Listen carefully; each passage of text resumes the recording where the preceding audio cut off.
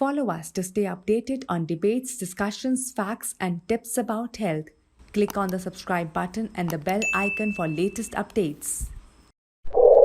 The silent struggle of joint pain in women often goes unnoticed, yet is a relentless companion that can disrupt the harmony of daily life. These persistent discomforts restrict mobility, turning even the simplest tasks into daunting challenges. So, if you are facing these challenges, this conversation is specifically designed for your concerns. Welcome, everyone. I'm Dr. Soumya Saluja from Tip Media, and today we'll talk about joint pain in women with Dr. Shalu Verma, who will enlighten us with personalized insights and solutions to address the unique needs of women in this context. Dr. Shalu Verma is a rheumatology expert and has been in practice for more than 17 years. Dr. Shalu has extensive experience managing patients at prestigious hospitals like Sir Gangaram and ISIC Vasankoj. Ma'am is a specialist in using the most recent treatment strategies, such as biologics, to treat all varieties of arthritis, autoimmune diseases, and inflammatory conditions. Additionally, Dr. Shalu holds the European Alliance of Associations for Rheumatology Fellowship and currently practices at the Metro Heart Institute and Multispeciality Hospital in Faridabad. Dr. Shalu, Tip Media welcomes you, ma'am. Hi, how are you? I'm fine, ma'am. How are you? I'm good too. And doctor Shalu जैसे हमें पता है कि joint pain एक बहुत ही prevalent issue है I mean hmm, it can affect people of all ages including women और उनको हम हर घर की बैकबोन बुलाते हैं like they are the backbones of they are backbone of a household yeah. Right so keeping that in mind I would like to begin our conversation by asking कि why do women experience joint pain more frequently? ये महिलाओं में इतना common क्यों है? Mm. You're right, actually, women being the backbone of the family as well as the society, but they still suffer a lot in back as well as other joints. So, जी yes, definitely, women में prevalence बहुत ज़्यादा है when it comes to joint pains. Ji There are various factors, कुछ social factors हैं, कुछ genetic factors होते हैं, and जी some factors are physical factors, like women are made like that. So, as a okay skeletal framework, yes, women are little on the leaner side. उनका muscle mass, उनका bone mass comparatively कम होता है as compared to men. So they are ji more prone towards diseases like osteoporosis. Then in women, hormones play a very important role. Like ji especially when they are into fertile age group, when they are pregnant or when they deliver a baby, या जब menopause होता है, at that time also their hormones go haywire. And because of that, especially in menopause, their estrogen levels go very down and उसकी वजह से bone strength बहुत जल्दी weak होता है. And that's why they tend to get into more of osteoporosis and things like that, which leads to a lot of joint pains, a lot of backache. Na? Ji And even diseases like जितनी भी rheumatological illnesses होती हैं या autoimmune disease होती हैं, like rheumatoid arthritis है, SLE है, हम्म scleroderma hai, all these diseases cause a lot of joint pains, lot of inflammation in the body. और इन जी सब का tendency in women is a lot more as compared to men. Again, factors are hormonal as well as genetic.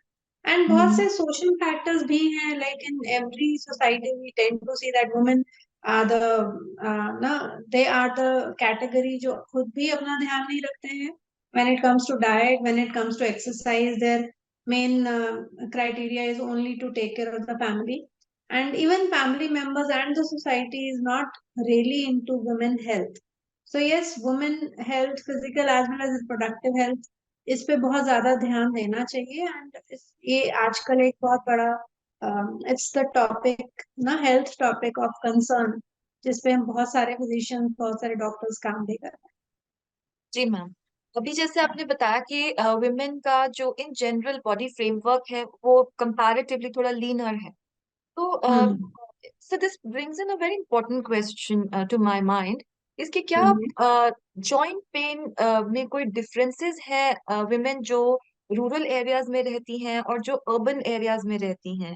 क्या इन yeah. दोनों में कुछ फर्क हो सकता है? See, definitely फर्क होता है. We have seen lot in our practice. Rural hmm. health में the good thing is कि वहाँ की ladies are very active. When it comes to household work, when it comes to field work, वो अभी भी they go with their men to the fields and they do all the physical work. And that ji matter, उनका bone strength बहुत अच्छा रहता है. Exercises do play a big role in increasing the bone strength. And जी उनका joints का flexibility बहुत अच्छा रहता है, मसल स्ट्रेंथ बहुत अच्छा रहता है. सो यस, जी। Exercises play a very good role when it comes to rural women. Whereas in जी urban strata, over there women are not, they are into office work, so their work is more of a sedentary, or even they hmm. have even people who are housewives, they also tend to get all their household work through the helpers. So उनका जो physical activity है वो बहुत कम रहता है. Exercises, women hardly go to gym or do any regular exercises. Very few ji women there are who take care of themselves. So lack of exercises, that's a big drawback for urban women. और जो negative point है कि rural area में पे women अगर वहाँ पे बहुत poor हैं specifically, तो yes, उनका nutrition will be really bad. Whereas in हाँ जी। urban life वैसा नहीं है. But hmm. if they are okay, I mean, if they belong to a regular social strata or the economic status is fine, then yes, again in urban life there are lack of exercises plus increase in junk food. No, Yes. no nutritious food is just not a good thing to be eaten nowadays. That's how society has become. So that way, yes, urban women, they suffer quite a lot as compared to rural women when it comes to joint pains and bone health. Yeah. Okay. और ma'am एक चीज जो मेरे दिमाग में अभी आ रही है वो है कि स्ट्रेस का क्या रोल है इन जॉइंट पेन? जैसे हमने बहुत सारे फैक्टर्स पे बात की, हमने जेनेटिक्स बात की, हमने हॉर्मोन्स बात की, हमने लाइफस्टाइल फैक्टर्स के ऊपर बात की. What about stress, the role of stress in joint pain? Yeah, stress definitely plays a very big role. Nowadays, a lot of research has been happening on the neurotransmitters. Like lot of research has been happening on the musculoskeletal system when it comes to neurotransmission. So people who are always in mental stress as well as physical stress, तो उनके अंदर catecholamines neurotransmitters बहुत access में हर समय active रहते हैं. And because of जी that lot of all the time, all the muscles and the nerve signals which are being sent through the pain area, they're always triggered. And because of that, right हर समय stiffness, हर समय pains, and that pains further aggravate the women tend to get into a cycle, जिसे हम right. fibromyalgia भी कह देते हैं. So हाँ जी. stress will increase, because of that pains will increase, and that pain further will increase the stress. Right. ना, and that's how they right. get into that vicious cycle जिसमें वो उससे बाहर निकल ही नहीं पाते हैं. So हाँ जी. a very good thing to get out of it is good amount of exercises. They can ask for a psychologist help, they can ask for a physiotherapist help, and family should also support them when it comes to stress.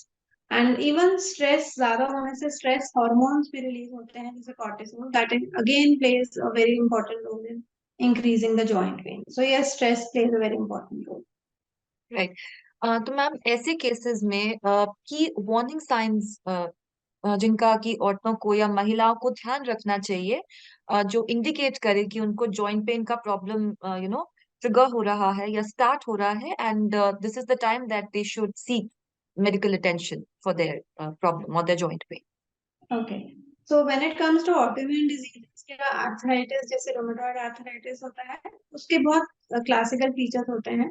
सबसे जी पहले ये ध्यान में रखना है कि arthritis is not a old age disease, जी. Specially inflammatory arthritis जैसे रोमेटॉइड आर्थराइटिस है, जिसे हम आम भाषा में गठिया कहते हैं. वो हाँ जी. यंग एज में ज्यादा होता है. तो यंगर अच्छा. वुमेन फर्टाइल एज ग्रुप में है, दोज हु आर 25-30, अगर उनको जॉइंट पेन हो रहे हैं तो इग्नोर नहीं करना है बिल्कुल भी. दैट हाँ जी. मीन्स उनको रूमेटॉइड आर्थराइटिस या कोई और गठिया हो सकता है. सिम्टम्स जी। इसमें कॉमन रहते हैं कि मॉर्निंग में उठते ही अगर उन्हें बहुत स्टिफनेस हो रहा है, स्पेशली ये जो हैंड के स्मॉल जॉइंट्स होते हैं, दिस जॉइंट, अगर हाँ उनको जी। मूवमेंट करने में या रूटीन में घर का जो काम काज होता है उसमें करने में बहुत स्टिफनेस हो रही है, वो फिस्ट नहीं बना पा रहे हैं, कुछ होल्ड नहीं कर पा रहे हैं, और हम्म। जैसे जैसे एक्टिविटी होता है तो ये पेन्स कम हो जाते हैं। और जी। What they will notice is morning में स्पेशली जब वो उठते हैं तो ये जॉइंट के अराउंड यहाँ पर बहुत स्वेलिंग हो जाती है, नोड्यूल्स टाइप ना, विल बी हाँ लाइक जी। ऑल ब्लोटेड, एंड हैंड में भी पूरा स्वेलिंग हो सकती है। किसी हाँ किसी जी। को बैक में बहुत ज्यादा स्टिफनेस होती है, that they are not able to bend forward और get hmm. Up from the bed, they need a support when they are getting out of bed. या जब राइट। वो सुबह उठते ही जमीन पे पाँव रखेंगे तो पाँव ही नहीं रखा जाएगा, एकदम हील एरिया में बहुत एक्सट्रीम पेन होता है, या एंकल में हाँ बहुत जी। पेन हो या स्वेलिंग हो जाए। सो दीज जी। Are the symptoms which shows कि यस एक आपको डिजीज हो सकता है जिसे गठिया कहते हैं। जी। और अगर जो ओल्ड एज में है या जिनका अभी डिलीवरी हुई है, तो वो स्ट्रेस की वजह से, लाइक पोस्ट स्ट्रेस हमारे लिगामेंट्स बहुत ज्यादा स्ट्रेच होते हैं, जिसकी जी। वजह से कई बार कुछ जगहों पे हमारे पेल्विक एरिया के अराउंड खासकर इन्फ्लेमेशन होने के चांसेस ज्यादा होते हैं। सो इन जी। दैट केस यस, डेफिनेटली आपको डॉक्टर्स का एडवाइस जरूर लेना चाहिए। और ओल्ड एज में नीज का ध्यान बहुत रखना होता है, जैसे ऑस्टियोआर्थराइटिस बहुत होता है, बैक पेन भी बहुत ज्यादा होता है, डिस्क जी। चेंजेस होते हैं। तो अगर आपको लग रहा है कि आपका बैक पेन नीचे टो तक रेडिएट कर रहा है, बहुत नमनेस हो रही है, दैट मीन्स कहीं ना कहीं आपका नर्व प्रेस हो रहा है around the back area. So अगर जी। ऐसा कुछ भी सिम्टम हो रहा है in women, then yes they हाँ should ask for a medical help definitely. जी। एंड डॉक्टर के पास जो लोग जाते हैं उनके लिए कोई स्पेसिफिक मेडिकेशन, कोई सप्लीमेंट या ऑल्टरनेटिव थेरेपी जो उनको जॉइंट पेन थोड़ा मैनेज करने में हेल्प करे, और या उनको पता भी कैसे चले कि उनके लिए सबसे अच्छा ऑप्शन क्या है इन सब में से? सबसे ज्यादा जरूरी होता है अवेयरनेस।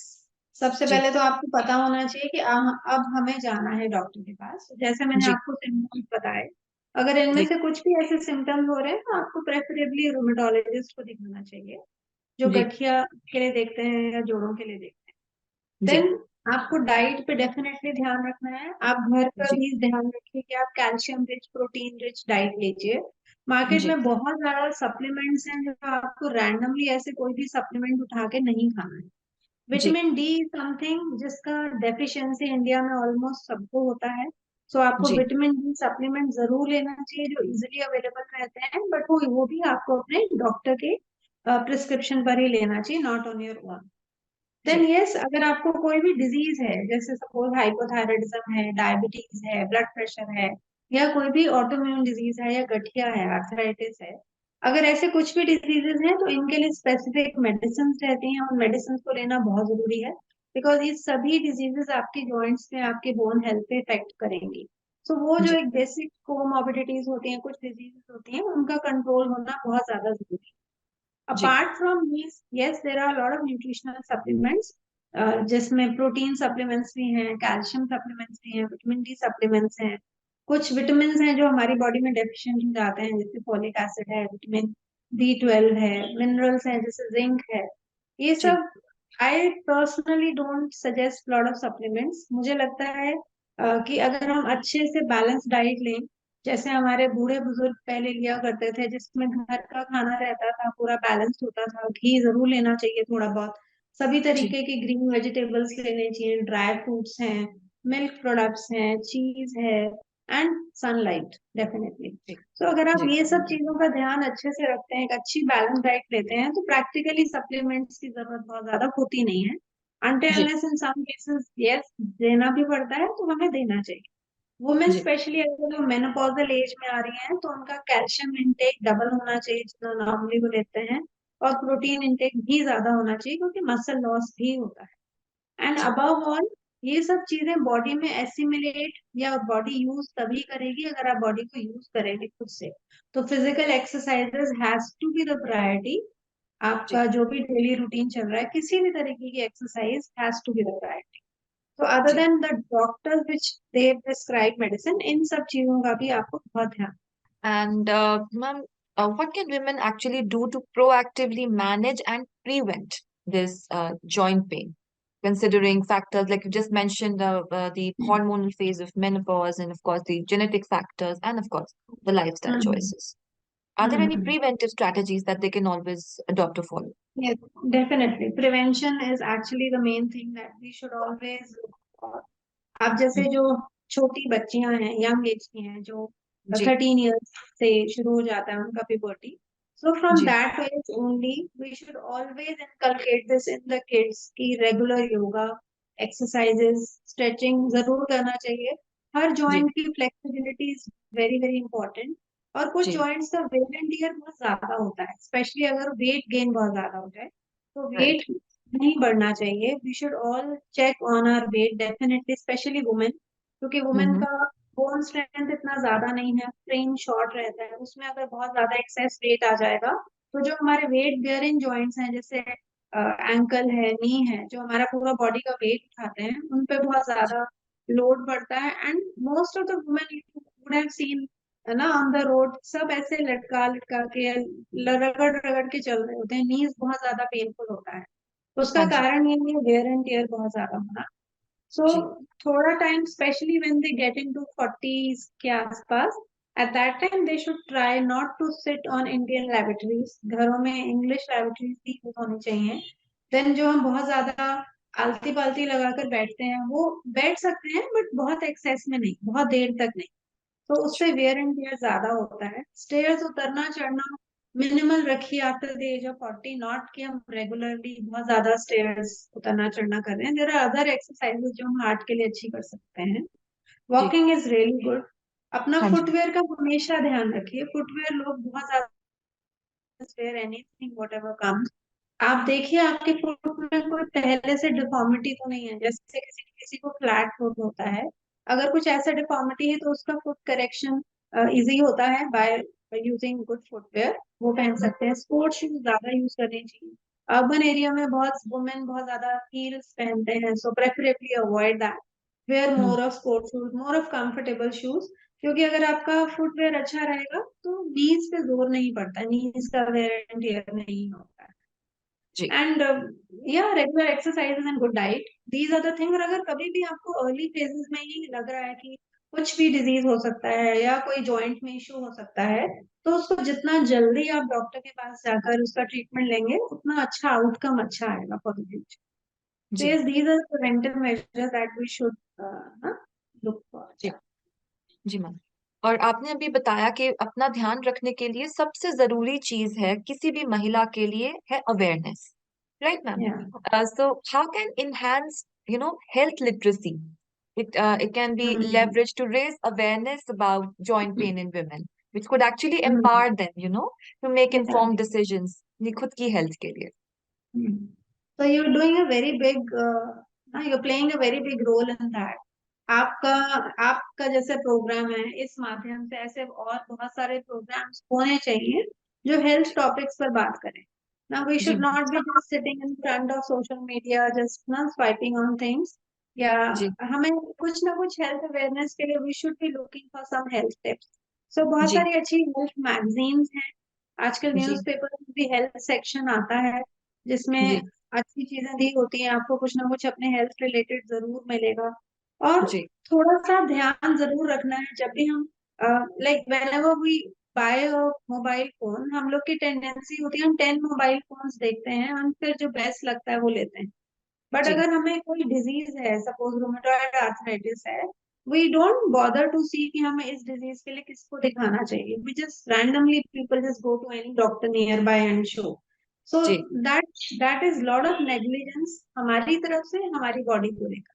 तो जी इतना अवेयरनेस नहीं रहता है कि हाँ ये डिजीज है तो इस डॉक्टर को दिखाना चाहिए. तो आजकल सोशल मीडिया में बहुत सारी ऐसी चीजें हैं. We use lot of YouTube video make that, जिससे ये पता लगता है कि क्या क्या लक्षण होते हैं, कब कैसे डॉक्टर को दिखाना चाहिए. हेल्थ जी मैगजीन्स होते हैं, न्यूज़पेपर्स आते हैं, बहुत सारे सोशल प्लेटफॉर्म्स हैं जहाँ पर, जैसे एंकालोजिंग स्पॉन्डिलाइटिस एक तरीके का गठिया है. सो जी एंकालोजिंग स्पॉन्डिलाइटिस फोरम है जहाँ पे बहुत सारे लोग जुड़ते हैं उस डिजीज से रिलेटेड. एंड बाकी वो पेशेंट टू पेशेंट अवेयरनेस और अच्छे से बढ़ता है, उनका कांटेक्ट जी ज्यादा अच्छा हो पाता है. सो यस, जी these are the things that we should be going to increase awareness. जी Yeah. Yes. So that, Dr. Shalu, thank you so much My for pleasure. joining us today. Thank you so much. My pleasure. Thank you, ma'am. We believe that the information you shared, it will be very useful to women worldwide. It was a very insightful session. Thank you so much for joining us once again. Thank you. Thank you so much. Bye-bye. Thank you, ma'am. And for more such informative videos, please subscribe to our channel and press the bell icon for regular updates. Thank you once again. Yeah, we'll do that. Thank you. Thank you.